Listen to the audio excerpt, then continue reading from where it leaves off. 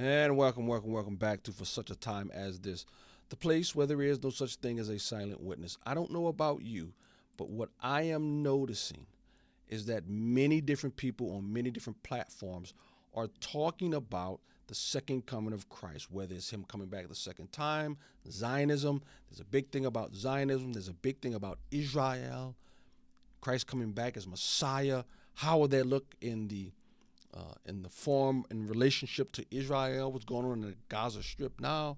Man, question you have to ask is, why is this all of a sudden becoming a dominant theme in reported media? With that said, I want to read Acts chapter 1, verse 9, because Joe Rogan, who was attending a church that he said on his podcast, he's on a spiritual journey toward Christ, it said. Great. He loves going to Bible studies and reading and analyzing scripture. Wonderful. Look at Acts 1:9. After he said this, he was taken up before their very eyes, and a cloud hid him from their sight. They were looking intently up into the sky as he was going, when suddenly two men dressed in white stood beside them. Men of Galilee, they said, why do you stand here looking into the sky? The same Jesus who has been taken from you into heaven will come back in the same way you have seen him go into heaven. So Jesus finishes speaking to his apostles. He steps on a cloud. He goes up into the sky. And the angels stand there and they said, no, the same way you saw him leave, he will come back on that cloud. He will descend, as Paul tells us, at the sound of a trumpet. John tells us it's the seventh trumpet he will descend, and he's going to come back in that manner to prove to the world that he is in fact the Messiah, the King of Kings, and the Lord of Lords. And so, as I said before, this clip is Joe Rogan on his podcast. He is pontificating about the second coming of Christ. And any church he's going to, church rally around Joe Rogan, he needs help. Here's his take on the possibility of Christ coming back in a certain way. Here it is. Jesus was born out of a virgin mother. Hmm. What's more virgin than a computer?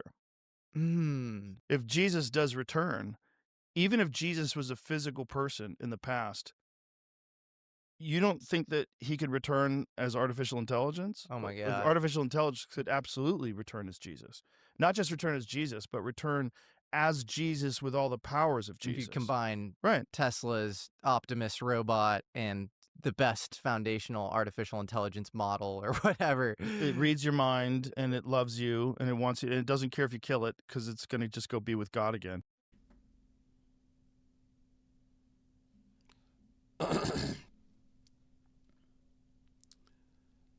Come back with all the powers of AI. I'm not sure AI can create a sun yet. I'm not sure AI can walk on water. No.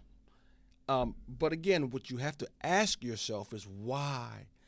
Why this fascination with the end times? I believe, ladies and gentlemen, boys and girls, I think the time is coming.